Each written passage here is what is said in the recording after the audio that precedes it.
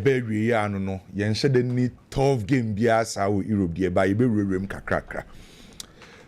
The battle to qualify for UEFA Champions League next season wo England emu akwa yehye.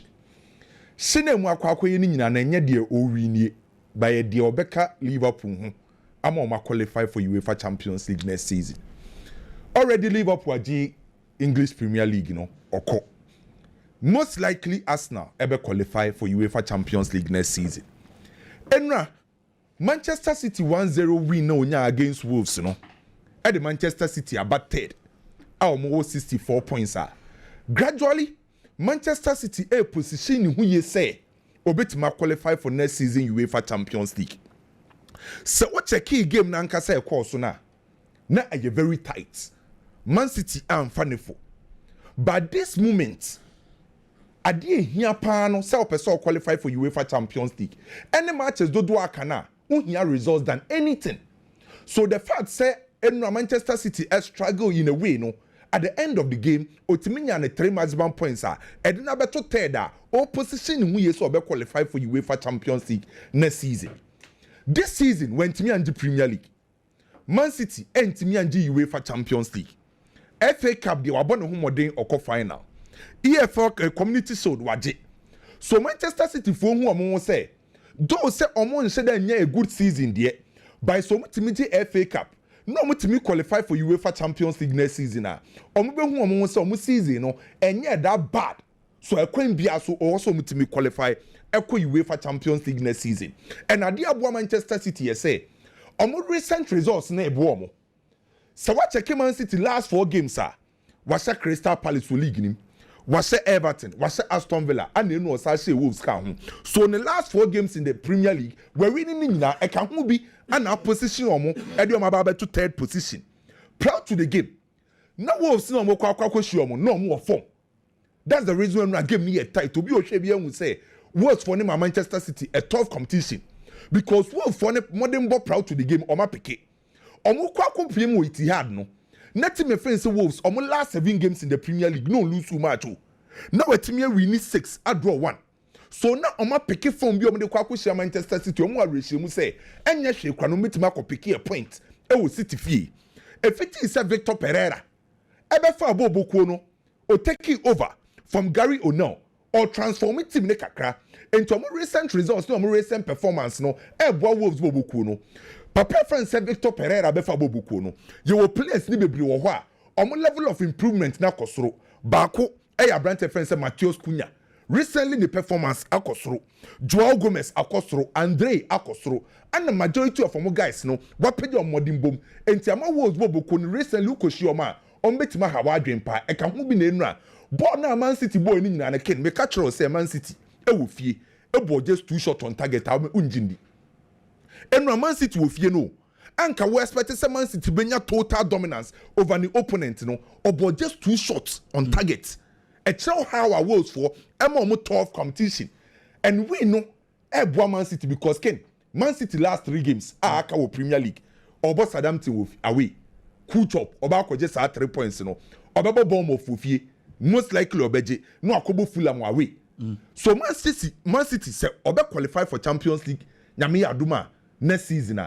Omo last 4 games so me win near twice no. And our position on me because omo last 3 are okay for them. Enra Matheus Cunha no Pepe hunana ohuno na ade no mpese United efa oh say ya ejina team ne priority say De Bruyne oko baba ado ni bobo onimbo ni bo ya de na Telecom one successful to be adaptation and a trust obi wo ho a odi ne beko team bi ontimi mbo okunya onimbo ni bo but the point maybe say Pep Guardiola end up to say change na okofa ni say at this moment Man City baby omo twene say De Bruyne kwa I was say omo kope obi oye more of a playmaker role. Okay. That's the reason I know many abre obi to say Florent Vez so obi to mama goals kakra any creativity. Don't say Matheus Cunha very good. But on only the omo goals creativity level no and to say other guys no. So say De Bruyne kwa playmaker role no enko nkoye Matheus Cunha. Okay. Already omo goal scorers dada. Mamouche enim go ni say and omo main man Haaland enim go ni say so priority no enye obi obemo omo goals but obi obetima create dia momo so meti ase So Manchester United ne going for Matheus Cunha na it make a lot of sense. But King, to be honest with you, Man City baby omo keka kono e most likely say ombe qualify for UEFA Champions League. Omo next 3 games ni die. Ombe time win sa 3 games ni na Southampton, Bournemouth, Fulham. Obe pick sa points no. Enra win no. Ana ama say at the pressure about to other clubs in so. Win na enra Man City nya ye no. Or the pressure akwa to Newcastle so. Or the to Chelsea so. Or the to Nottingham Forest so. And or the to Aston Villa so. Because these are clubs that are fighting for so UEFA Champions League next season. And so we check baby a Manchester City and no win your quarter yeah and then about 64 points now. O ye Newcastle o ye mbesho kakra. O ye Chelsea o ye mbesho kakra. O ye Nottingham Forest o ye mbesho kakra. And o ye Aston Villa o ye mbesho kakra. So nyame ya aduma game kese a ebe koso was Stamford Bridge no e ye Chelsea ni Liverpool. Chelsea here 3 points in than anything. Sa game we. Liverpool for the league. Liverpool as a football club, a professional football club. Coach ni a professional. Players ni a professionals. So enfa won say Liverpool for the Premier League no. Omo nko Chelsea krom say omo kogogo omo ho. Omo be show some set professionalism on the field of play say yen kogo ye ho ya already ya the league no. Omo be ko say omo ba kobobo. Omo be try omo best to get the good results. Nemum Chelsea mom ne here results than Liverpool. Baby a Liverpool jina no on fa 3 points na nye bibia se olusuo se we renew wage the Premier League ni dada. Though say obema Chelsea tough time. By Chelsea here 3 points ne more than Liverpool team no. Ken in this game enya complex tactics o. Baby a Chelsea jina se see no ye nkoye complex tactics asem. Eye Chelsea bo boku a obe here collective play. Teamwork ni be ye adwuma. Omo nkobo individualistic type of football. Se me ye Kopama, me jebo na mpese me ye de me ho beto me. Me ya brand friend se Madueke me jebo na wase me ye de me ho beto me dobi. Se Chelsea pese omo qualify for UEFA Champions League next season a. E wase Chelsea bobo ko ni omo players ni obi o ma tabia no e bobo as a team. And they be a teamwork a how a group of people ebetimi abobo anase ombetimi ye adwuma to achieve a common goal. Say Chelsea go ye day yen qualify for UEFA Champions League. And to see a coach Liverpool already watch league now. And you see about individualistic type of football. And what see about ball now at the end of the 90 minutes, ebetimi make 3 maximum points. At this moment, Chelsea here a lot of positive energy on the field. Now says I want to check Chelsea recent matches are no more drop points now. Na energy no more di rago permanent na enye. So Chelsea be here positive energy playing against Liverpool team no. Be show personality on the field of play. No ma make sure say be avoid the individual errors. Ma Chelsea concede goals. To there be a match be a lot of chances. By Chelsea here 3 maximum points. So here 3 maximum points are few opportunities ebeba wa Fabiano. Make sure say obetime utilizes our chances no. Game against Liverpool team no. Chelsea here personality. Chelsea personality sini ya wine. When I say you bought Chelsea boku a ubedi kinya bo mudin baako eye Kopama. Recently nyoma nkoye mfama Kopama enye se ball no ontimi mbo by numbers na yenim Kopama so tied ma Chelsea no na say sa numbers ne mba. So Chelsea person qualify for UEFA Champions League na obo a game against Liverpool team no ma who expect Kopama say obepa into the party senye go mpokra no betima cha Kopama yenim no obetima create obetima ya assist obetima make sure so we dictating the game the offensive third at the Chelsea playing against Liverpool ube hiya Kopama ne performance ebe kosoro because ube hiya personalities on the field of play edru die mu adin a when na Chelsea tu nani a o hwe no Kopama eye nipa baako se mu ye den na wo style of play enko ya se de emu ye den kwa me monka no kre obi anwe Kopama ana meka se Chelsea emu ye den sese Nicola Jackson Madueke mo ena nkofo hwom ebi mo shine bo mo abaso kwa me we sese e wo fom pa. That's the reason why me catch you say unse Kopama o magege ne so pa ne modern bo wo fom eye no kre sese die e wo fom ena me ami unse Chelsea supporters ne feel saving say obobo no wie kwa na say anko ye otun say e ha supporters no e ha support be break ebremu coach ni ne no kre but seriously recently enko yi enye kura by baby a ye dru no e wo so pick up because so o catch Chelsea key players are unti ukosoro ba fo bobo Kopama say minim say confidence na atekwa because I say Pedro Neto kura confidence more no kre so wa Pedro Neto say Pedro Nana no sumi usana Madueke. And say Nicola Jackson ban and other was so far.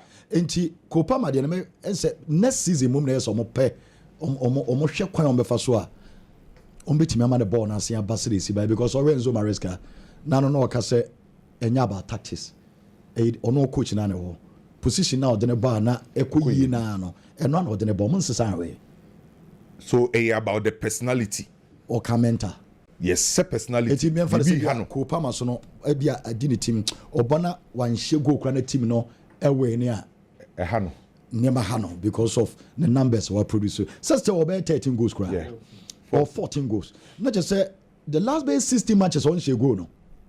Affecting. But still 14 goals. Or 14 goals. That's what started league ni. O sha see ana you say see the trase. By kin baby at Chelsea drew no.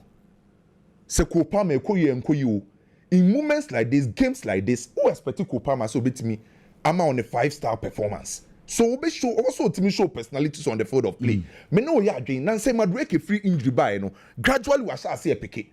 So say o person get 3 maximum points. Who expect Madueke say obenya ni day. Nicolas Jackson Riley as you said, na Chelsea goals name back. Oba no gradually or pick it. So playing against Liverpool, we have 3 maximum points. Who expect Nicolas Jackson say obet mama o sa goals na bet mama o secure 3 maximum points no. Kese Enzo Fernandez the last bare 4 matches. Enzo so abopa Enzo bare 4 assists kra. Assist say o ka Chelsea. Players are obeka so mu edura. Ubo Kopama. Ubo Madueke. Ubo Nicolas Jackson. Pedro Neto. Enzo Fernandez. Caicedo. Kukureya. These are the big guys of what Chelsea currently. So some players when they hear the big guys are moments like this game are unhia some players na also mu show up.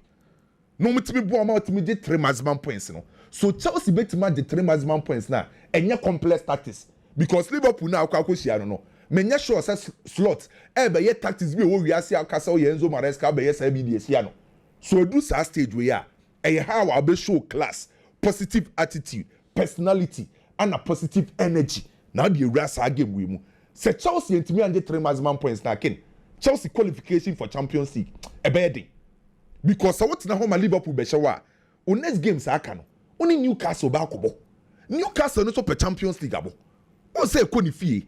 O last game, o sa Nottingham Forest bebo. Nottingham Forest no only nyina na battle some be qualify for UEFA Champions League. So Chelsea betima qualify for Champions League e dina weekend game no so against Liverpool team no. And what's the Chelsea team find a way to get the 3 maximum points against Liverpool team no. Liverpool for Ag League no on be show class on the field of play by the end of the 90 minutes. Chelsea find a way to get the 3 maximum points.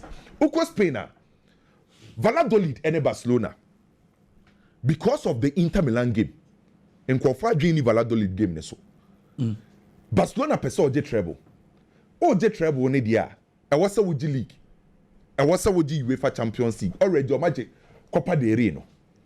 So said the Inter Milan game ne very important for Barcelona no.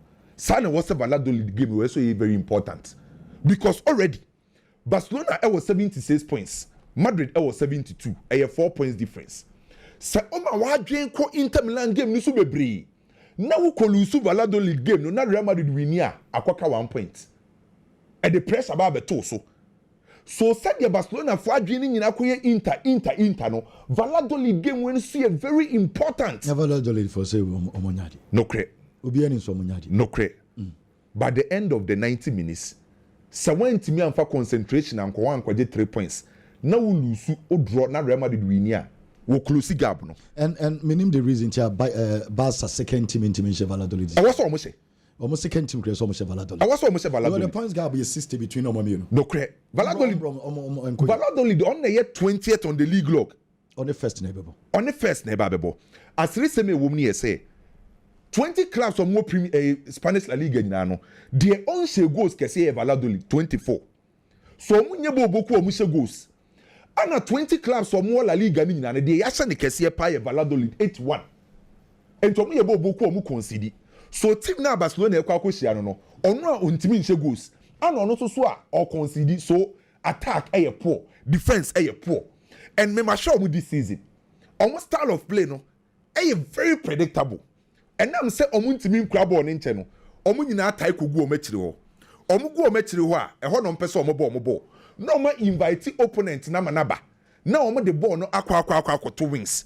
No ma your more crosses because of Tuhami I will be operating on the right side and Raul Moro I will be operating on the left side. These are the two key players omo Valladolid team na beka say omo hu and they most likely say Barcelona be rotations kakra because of Inter Milan game no. Marc-Andre ter Stegen on a better post him against Valladolid. Omo first choice goalkeeper. Watine fie 214 days and one say 45 games yama Barcelona. Afena Oba. And you good say Oba man that Valladolid game. Valladolid ain't them post threat. So say drop says ni na ter Stegen abedema. Menye sure say sa game we ter Stegen entiminda. Ne center pair or tie yusu Inigo Martinez and Akubasi. And you most likely say Hansi Flick be rest yomo. No abo Araujo and a Christiansen. Say Oba Araujo ni Christiansen against Valladolid. Menye sure say Valladolid was striking you bet me has two center backs we Adwin Bebri. Gerard Martin be on the left back because Baldi and you most likely so bebo Inter Milan game no. Say Gerard Martin Barca for one Nkasa and Jinindi by playing against Valladolid. Gerard Martin also Timi Ebo. On the right side Kunde anyhow. So Ebeye Hector Fort and Ebebo Obetimabo. In the midfield report about say you most likely so be rest Pedri ni Frankie Dion. Say or rest our players now Ebeye Eric Garcia, Femi Lopez and Gavi. So three players we bon fin the Barcelona unya control. By ubenya aggression, ubenya runners, now when your defensive cover. And also mu dominate. Lamine Yamal, Rafinha, Ferran Torres, most likely say Omon Chassie. So Ebeye Ansu Fati, Pau Victor, and a Pablo Torre. Ken, I was a team way. Say a Barcelona best side, and Barcelona best side. And also winning against Valladolid. And again Bakwa, Valladolid and Yetima. Me want to say opposite threats at Barcelona. Me expect a win for Barcelona. Now it's me secure mo. Na omu position omu da ewa La Liga. Anyhow omu lead Real Madrid no. Bibida be koye diamo omu. Madrid ebo Celta Vigo. Still na Madrid wo GDA say La Liga no mbeti maje. So se uwo GDA dia. Ewa se o match bia utimi wini. Na wa hope say Barcelona ebe slepo. Na wetimi afa ho akwa gisa trophy no. Real Madrid ken. Omu obo one of the most difficult side this season. Maybe sen ko for follow Celta Vigo bobuko no. But me team ba kwa one na ba omo ho eha. Omo ho ehine. Omo team no in terms of individual qualities ubenya Celta Vigo. Omo experienced players in their setup. Marcos Alonso our experience when hu ni bibia o world football mu. Igo Aspas our say experience no. Boja Iglesias. Ento omo team no ma form no omo experience for kakra. And omo young guys are omo sa energy. Oscar Mingueza, Hugo Alvarez mo. These are young guys and to blended the experience and a young guys no they compete this season. And a upa go pamane so na omo ball no omo bone efe. Omo ka few teams so omo believe in possession football. Omo the ball to form omo pass very well. And omo tie attack through the midfield. Because of omo two central midfielders omo ball skills through. Damian Rodriguez and a Franz Beltran. Sa two central midfielders of Celta Vigo no omo nimbo ni kura. Enti e ho no omo tie di omo ball nefa. At the same time, omo three back. And the Celta Vigo for say effective omo wing so because omo Oscar Mingueza obe operating as the left wing back. This season in La Liga as a left wing back, one 6 assists and 3 goals. And bad. Omo right wing back, Hugo Alvarez 4 goals 3 assists. And to Koshia Celta Vigo, when himself Koshia Tima, omo harding, but what's a Real Madrid for? E managed at 3 maximum points no. Na omo Chelsea Barcelona, omo Barcelona. A tough competition in La Liga. Make a win for Real Madrid. When man who seen, Mamin ko we Germany. Ken Bayern and Leipzig ebo a Leipzig home. Bayern was 75 points. Leverkusen was 67 points. Se Bayern etimi win game way against Leipzig car. Omaji omu 34th Bundesliga title. Already omu 33. So Bayern for her him so be win any game no. No metimi agi the Bundesliga title. Na omoje sa trophy we a nipa ba ko na mani abeje de ama no. Eno ne Hurricane. Mani abeje ama ni nyina na ye say Kenade ba ko football ya wo mi ye say ubenya individual achievements. Ubenya ska. Ubenya records ahodo ni nyina. By the end of your career na uni silverware bia. Eya na ha adwen. Hurricane was spending most of the career with Spurs. 13 good seasons with Spurs, giving them 280 goals. Odiomo ko UEFA Champions League final went me anje. EFL the omo call final me no wentimi anje goals ahodo o hyede ma Spurs wentimi anje trophy wo ho no ogidie say o metimi e di England esoso etimi anje trophy omakwa akobo Euros final me no wentimi anje ana Brentford friends say Harry Kane hu ni say baby a wokeka ko any age na wokeka ko no say wankope bo oboku anfa omo ho anjoin na wentimi anje trophy bi na da ache ode ne bo ne benya ba wie ya obi bebu sa o say dey na oje ye and decide so be ko Bayern because oko Bayern there e most likely say o first season club to magic trophy Harry Kane call Bayern ne first season or say 44 goals league omu di third DFB Pokal wentimi anje DFL Super Cup wentimi anje UEFA Champions League omu ko ball semi final enko forecast say Sarkes na edi na chi say ontimi nji kuruwa no ne first season oko Bayern omu nim say atoa so Bayern de say omu win omu game for the first time ewo Harry Kane ne professional football career obetima di trophy and so timiji sadie na individual records will be goals will be eska will be bi na de aka eye trophy ben am de ba akoshe me dem na dachi me mbebusa me seda wabobo nyina de na oje ya wetimi ayi bi anke be ye se Harry Kane bo a wabo ni goals a wahye nyina no anje trophy entime mani agiama ne say oba beje ne first career title and say Harry Kane timi yes adie na Kane say na nijie no ene ne da yeso ni nyina atimi abem ene our lives Kane sa game ne ba so Harry Kane ever winning the first year title I want to carry more Adelson Kane me that say na mamento aso mfe baby akwame ewie na me kwasha say me stories kakra me wi na the games na kan we say football coach na won Ken yeah na very interesting the path you will take it's me propello ema obeka the elite coaches so but sometimes you take a decision it affects you forever tell me Hans Flick ye ne obi ebo na basui or your assistant sa edumre bi Niko Kovac fa no as ne assistant coach how the Bayern Munich team he was the assistant edumre bi ojai coaching kra be ye board for ni say he was into management and then Niko Kovac ya fan eduma as assistant no right and no nim you net say oh how football works Javi Hernandez Barcelona am an unique opportunity pa duma chedia anywhere Barcelona for their yen no or why are there yeah Xavi baby of course start free and Al sad Senye Laporta ne hu ni mo boss look me die me pe coaches a me fa coaches a omo ye unknown ma be ye omo ye te said ye me ye Frank Rijkaard no and no decided say I am going to take someone who coach El Sad Wakata so be coach Barcelona. It was an unpopular decision. Xavi came to Barcelona. No question, he did well. Medie. I am not a part of those people who say Xavi did not do well. He did well. We be pave way ni drumbrem penso bi we no be pave ye no ontimi nto aso. No we hear experience hands.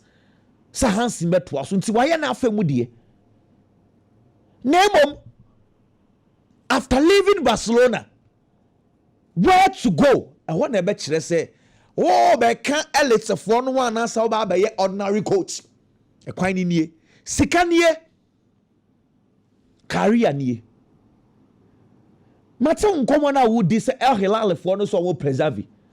Here, Mammy Casa Minchroken. Jabi Alonso. One Jabi. One Raul. Hwe coaches na me bomu din Cambiaso Albert Herrera omu nyina na sua de ewo akonya classroom baako Jabi Alonso ye ne obi ebo ni din no oni Xavi na sua de classroom baako they graduated together Jabi Alonso and Raul Gonzalez equal started with Real Madrid under 14 Tio and Raul eso on the bet to Real Madrid and call Castilla twice he got promoted to the Castilla. Under 14 wa. And a Jabi Alonso say under 14 my year. Name Metzna Madrid da omo muame. and okọ Real Sociedad junior team and onya opportunity say be coach by Leverkusen na ore and Xabi Alonso take his opportunity no koy me no can say 6 years in ye Raul da so te Castilla 6 years in ye obi enim de Raul je wa Castilla Real Madrid epe interim coach they don't look at the Castilla they look at someone or come management for no Santiago Solari mo omo de what how respect her omo de Solari e chen Raul because ideally so what's na Castilla for 6 years and again let me state it to say boys need be brain no they've got promoted to the senior team no they worked under Raul.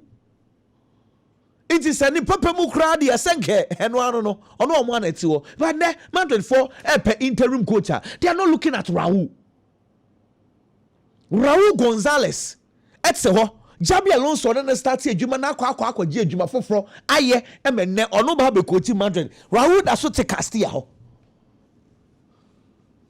coaching path they mention so person of the beto but said dodo season we bana we or the beto amom what said dodo adai e dey no anya ne right because so come Madrid sisie ya Abeloa empayimfo no hu ni coach ne nsa no wo enkran ketwa no mu ho e chen Raul do you Macastia you see bedroom pempenso bi Abeloa too will have to leave Casillas Raul omo promoting because he was doing well with the under 14 ejuma Abeloa aye no Raul yebi in 2017 2018 and omo promoting and others take Castilla wo ye hwe football won tina make say omo no omo tina classroom so who is Victor Valdez ono so Barcelona nkwada ani mu ano so mekoji adwuma ye ne o coach the 6th year chese nkwada abobi no omo bo ho he baby Valdez ne nanam.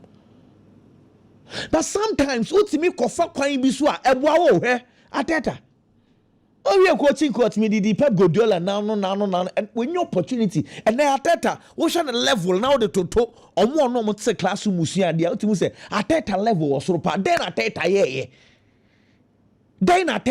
I am asking you yo ne say or taking the right path he became assistant coach to Pep Guardiola.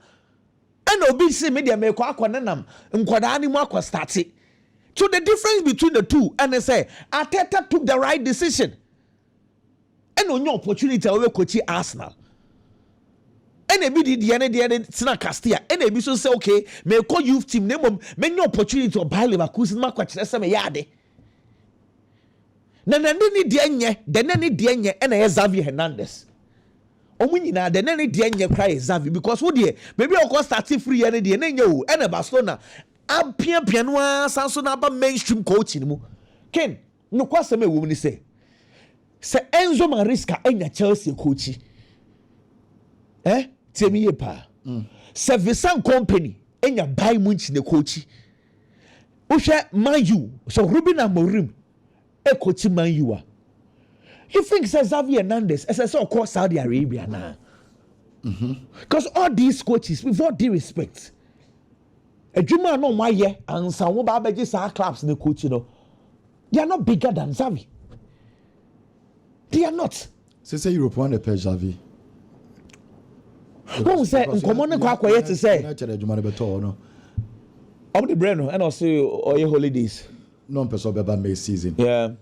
Say United adwuma ko per partner Arsenal is safe Chelsea the ekeka koi ono ana beto aso big clubs no Vincent Company went to me Barcelona paying for the man chance adwuma be na wo Europe eson kakra Xavi betime anya until so ko Saudi Debi Uncle Juventus Ego Todo Uncle Juventus adwuma no betime aye say adwuma na o complaining wo Barcelona na Emma one porta mo Emma na coin and no be no UCC yeah omuntimi top players yeah omuni big players omuni play omuntimi top sad team ya dey Hans Flick dey here adwuma ye be di unkomoda Xavi ka say omuntimi compete yeah exactly also omuntimi compete no correct and no na papa ya ba or dey here or dey compete no and this team individual talent be bring wo mu chain Juventus no correct we kura na intimi compete enti Hilal ne de Oko Asia, I'm the biggest club, and of course he love it in your tongue. Do Pebia or Pebu Europe, Tomato Island, or Metimia Breno. In Jordan, Uncle Hila, non Quajibe Champions League, you know.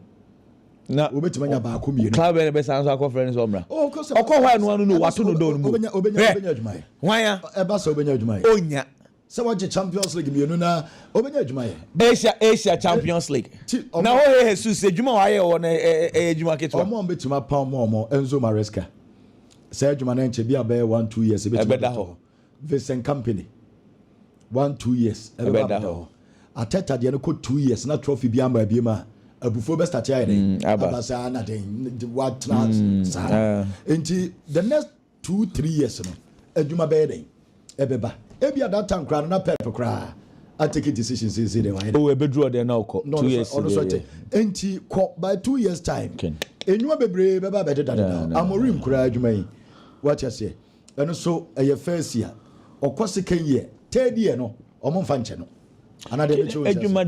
ejuma wo Europe sisi a Tottenham die krada ejuma de ken agency I mean the job is there Xavier ejuma na also nko fa Tottenham Barcelona team we also team compete no but say there we swan lessons ken any there that one there it was a mistake no cancer let me move on ken Man City situation no any Kevin De Bruyne situation no ken Metzing Komono is Kevin De Bruyne the GOAT of Manchester City? Should he extend his contract? Impenyufo no rescind this hard decision na because Kevin De Bruyne bono Ken Kevin De Bruyne fit with the 33 years old but he's far better than the players available. What check is it kanu? Yebeba ho cause Komono edin pa didn't kind.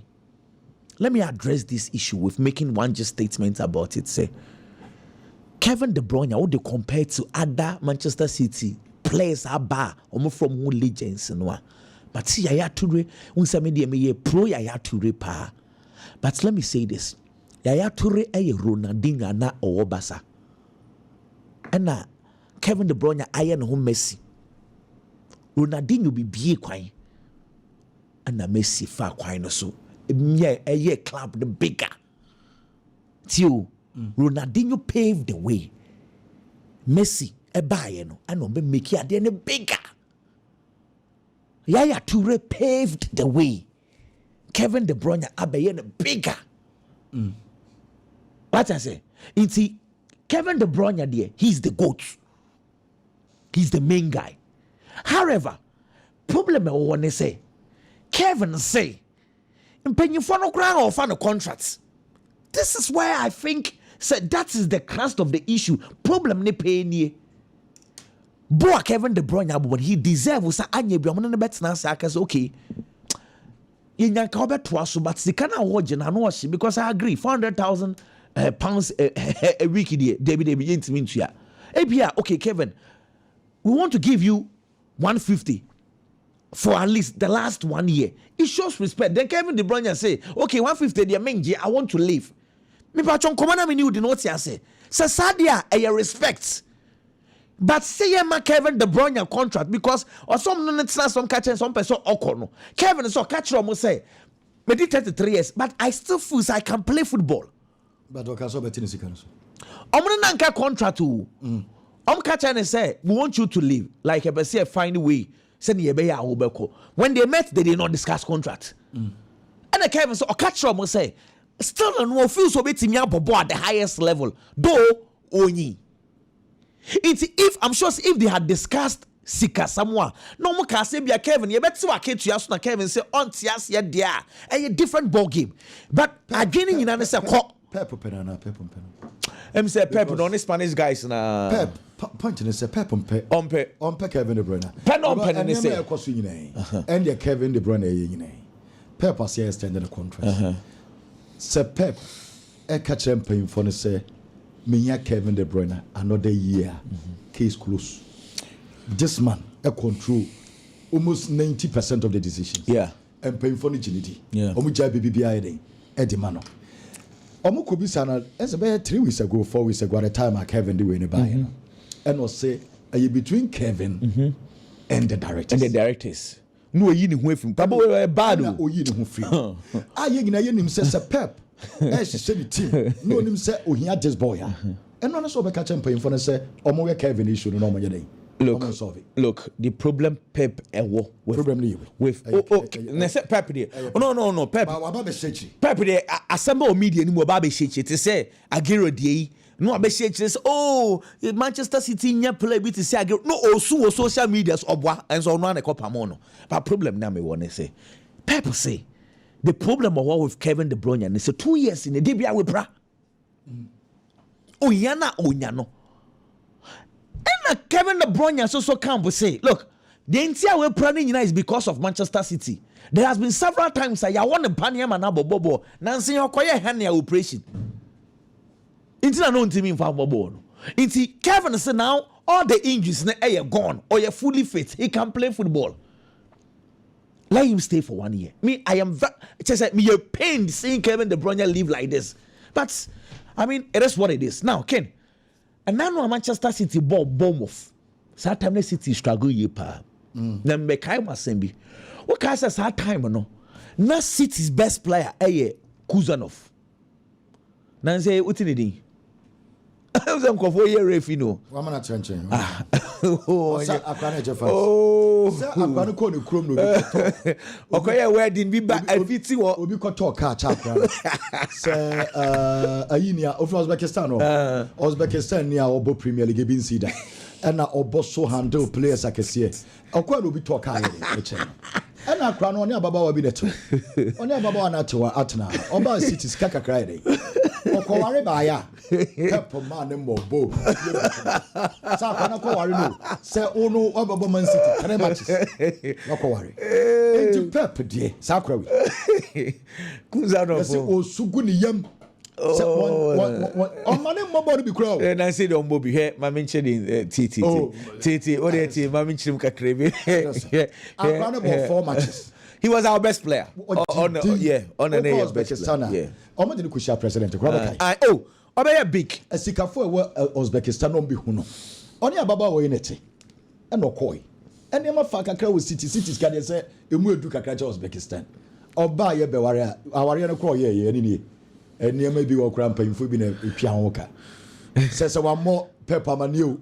So ni city for na nka o. Wa wo bi a wa be we de wi aye ma ne mo bo bi. Felix Annan. Felix Annan. Ken he the ten say me pacho team I mean kasem. Manchester City versus Bournemouth me can you see first half na City da from 1-0 FA Cup and na Kuzanov Eddie yellow card. I remember that game 37th minute Bournemouth the press City so Bruyne bet me the second yellow card. Sa game no. Na Kuzanov na Ruben Dias na able 4 and 5. And the Pep say, means me ma won the second yellow card and no yini frame. Second half yeah ba no na Nico O'Reilly and na ebe ball left back and you just go Vardiol be share center back o. If it wo I think City about 8 games. Omo winning 7 and omo about draw 1 and any man you for ball. Sa boring goalless draw be no. 80 Bruyne frame against Bournemouth first half we na Nico Rally be ball left back one. Ken, I am sure you can attest to the fact to say sa 8 games here ya ball between sa Bournemouth game any game na ball Nico Rally is one of the best players for Manchester City. Are they lie? And you know correct. So the problem with Kuzanov it's not Pep but Nico Rally. Akurane ball now ball left one. Say I'm not just go Vardiol aba center back ho. And as they say, Vardy also swaka ho. Until say nan saying and Rami who say Akanji abe boss second half na come. I'm sure say Akanji ibane die. Just go Vardy will revert. Into the say die. Kuzanov would have to compete. That is the real situation. Cham 1 minute be here football any abrabodie. Emre ya die here ye pa o. Yeah again club at the 97 points one league. 97. Olusu ba ko pe. And I saw to the same age. Says he say the maximum bet me 94. See, Debbie, I say life timing is very important. Chelsea offer fixtures na da ho sisi anwa. Ubebo Newcastle, Ubebo Liverpool, Ubebo Man U, Ubebo Nottingham, last game. Fixtures net ding. Chelsea, But Chelsea can take advantage of the timing of the results. And let me tell you this. Against Liverpool are league newi. Liverpool, omuju omwenim, omda so honeymoon nimo. Man U, me sure say Man U for no big ball a leg omunhwe bio. Say be bia Europa. Champions of Europe.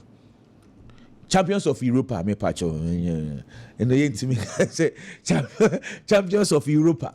Champions of Europe, Champions League, any day. With the moment Jimmy.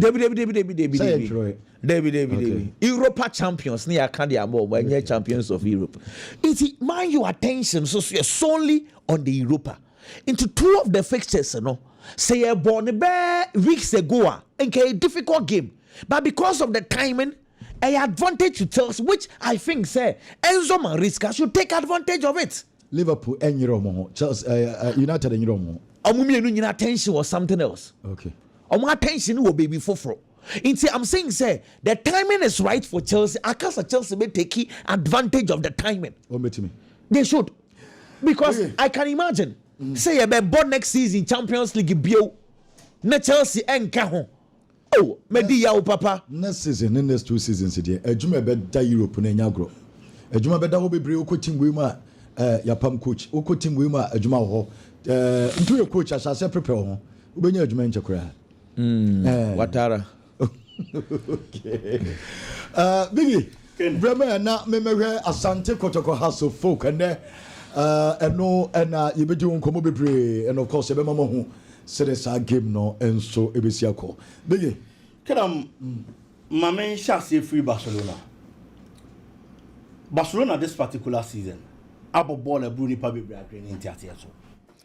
Barcelona looks more or less like a near perfect club for a lot of people because or born now Barca how much dominating play or Parker so possessively how much control games or Parker so no I'm a supporters in your momudi football achi ababa benya sa GDN say the Barcelona team is one team ma then so benya team so meet me beat Barcelona to it and clearly that kind of hope Barca and but all over the world, no matter how strong your team is, no matter the kind of quality a team, there are still loopholes with team. It will have Barcelona. The number of goals I watch will league in this particular season, 89 goals. Nipa or Ben and I say team or Ben on uns watch Real Madrid, 66. 23 goals difference between the two. Actually, the kind of quality any footballer Barcelona able. But the loopholes in the Barcelona setup can't be overlooked. And Barca decide to say. Emre kɔ nanim no tokro na de do mu team nim no nkaka ko metuatua san tokro no en tokro ne baako e wo Barcelona team nim e the left back position the backup for that position Gerard Martin is one player with no disrespect what said that Barcelona level any standard our players be aba be ball ma set dey ato no no obiti na David Oduro all the youth team ball Bobby pa onya bi bo sir recently Omobo. Who's Omobo? David Oduro. Because almost started on an airborne. Yeah, at the start. No, but as is the crime of yeah. Because David Oduro on Nigeria Martin, the Zenka, Gerard Martin brought a sword, Kakradia, but. And Gerard Martin, so you honey. Of Ukrumo. Yes. I thought Diana Sani money in Abem.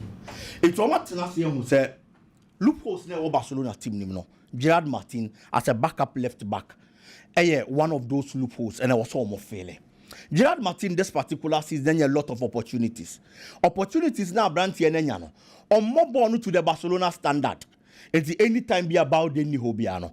Now, you have a problem. Say Barcelona be a competent left back. Our Baba Bejinas our position in the Amamo. Why you mistakes, countlessly. This season, Barcelona and Celta Vigo. In the first half alone, Abrante and the chance here the Barcelona Bobo Kono. Can first half Nemqua. Now boss or the Achaya dispossessing of 11 solid times as a left back for Barcelona. We are only free war.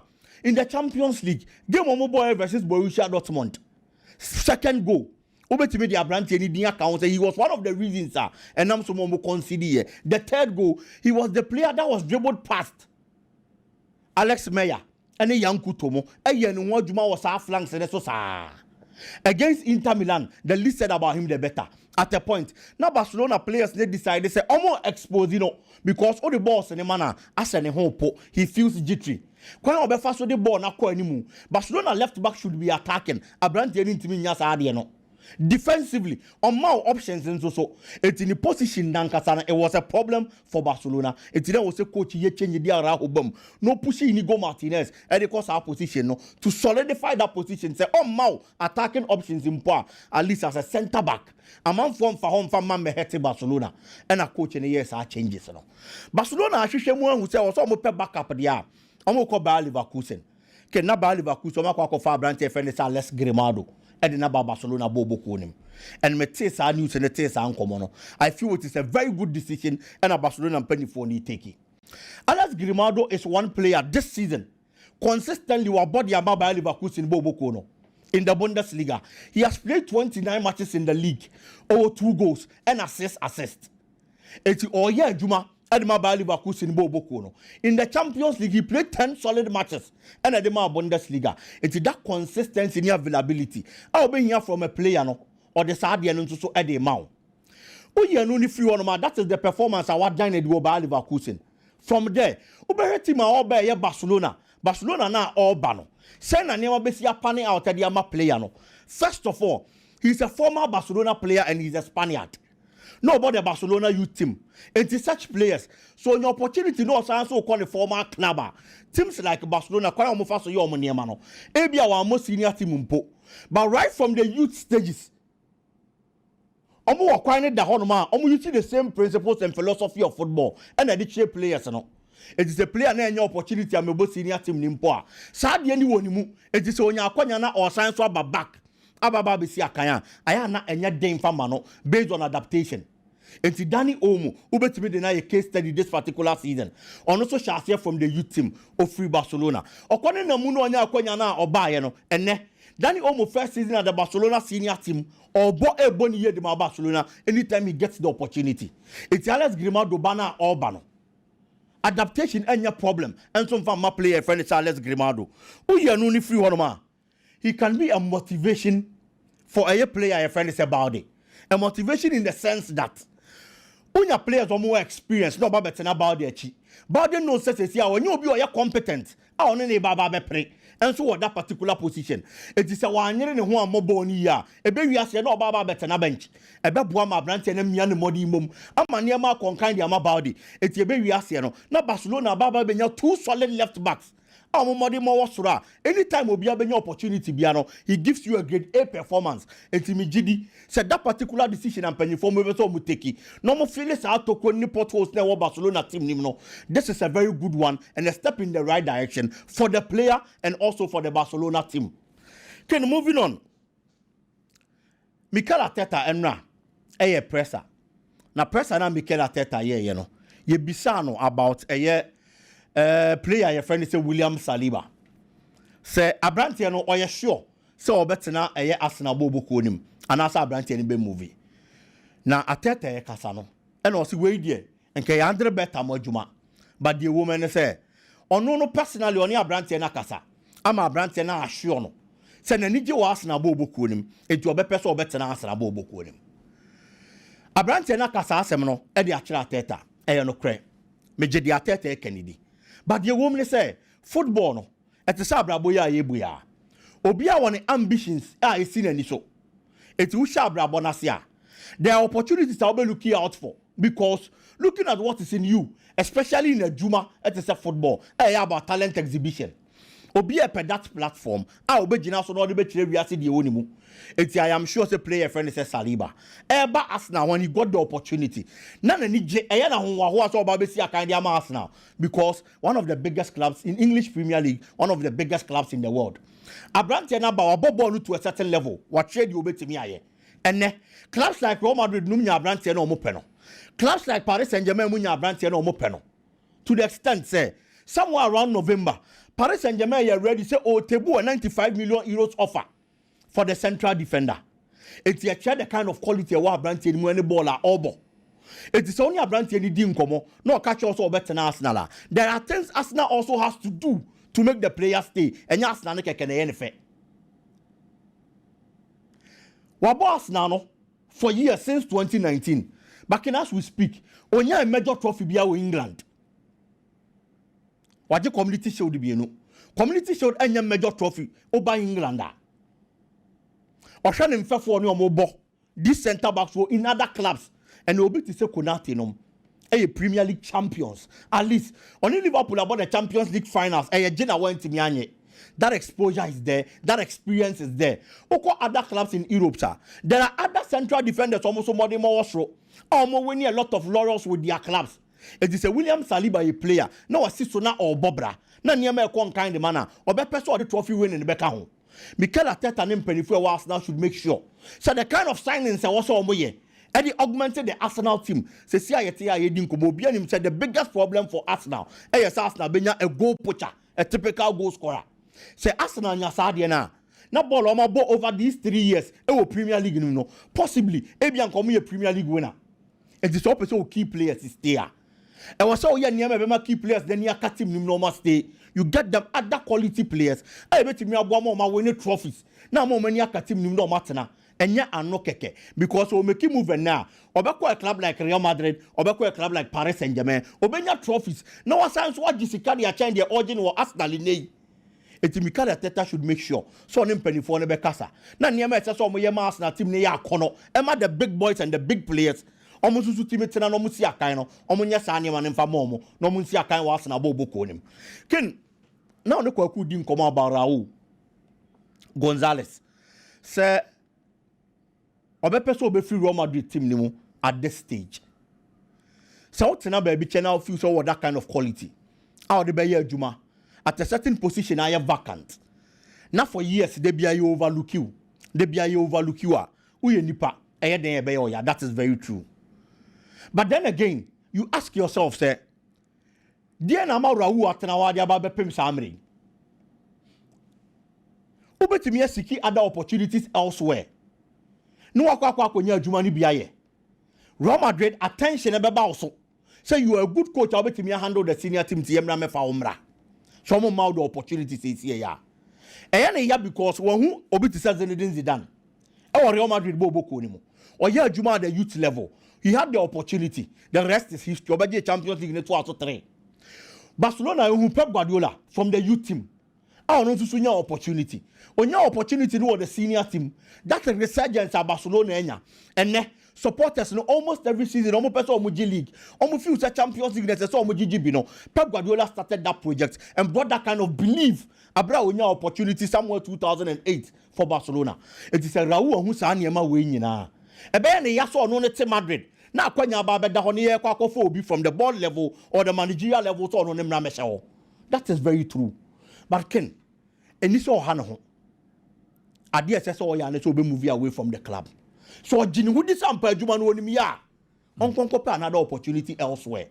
And the Madrid did nkomo ape coaches are almost hwehwe Xabi Alonso no because of adwuma makwa ye oba Leverkusen. Almost hwehwe other coaches omo top. No match with track record say Juma no munim ye. Ebia na say si omu nya sa agidie nim fa mount say de omu de mazi dan no. Omu nanim de omu hu. Eti ade a obetimi aya ne say obe move away from Real Madrid. No akọ secure opportunity elsewhere in a club. Urugidi say obetimi aya mu adwuma. Now they are excelling. So excel ya. Me sure say Real Madrid being a legend of the club. Ebe ye first omo beto omo nsa for say bra be ye adwuma. E fa ma Real Madrid the senior team. Eti kasa ne de Okasa emwa. Those who are given the opportunities they didn't talk. And penifon who be no more from the Maomo. Zidane is a typical example. It's a deal between me at this moment, and it will be free Real Madrid. No, I could prove your Real Madrid and Penifono. Say Juman as a coach, or no, Raul Gonzalez, any Jumana year with a different club based on the Modemo, no more friend and fair Jumana Mano. Well, and no a biggie. Messi Abaso, yeah, Sante Kotoko, and a house of 4 game.